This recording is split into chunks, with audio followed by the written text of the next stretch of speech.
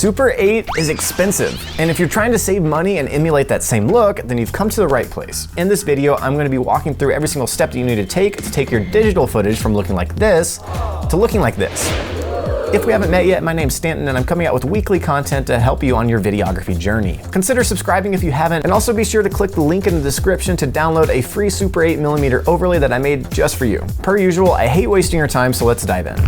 All right guys, so we're here in Premiere Pro. I have one clip pulled up for you guys that we're gonna be using as the example for the Super 8 overlay. If you haven't downloaded it from the link in the description, go ahead and do that before jumping into this tutorial part. Now, when you download it and put it into Premiere, you're gonna see that you have an audio file and one of two options for how to use the overlay. You can either take the overlay and put it right on top of your footage and use it clean, or if you like the look that grain adds underneath it, drag this grain layer right below the overlay. Change your scale size. I like to reduce it to around 2%, just so it's giving this little subtle flare. You can kind of see it right there. Next thing you want to do is go into your effects and look up an effect called Posterize Time. Basically, that gives you the ability to change your frame rate. This was actually shot in 60 frames per second.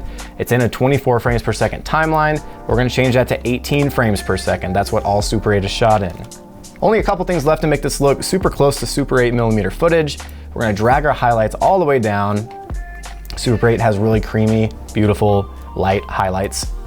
And then we'll go to the Creative tab and bring our sharpening down. This is very discretionary, whatever you're wanting to do, but I like to soften up the footage a little bit because it is vintage footage. Now, by adding Posterize Time, it's going to slow up your timeline. So I went ahead, instead of rendering that out for you guys, go ahead and play it in this timeline over here.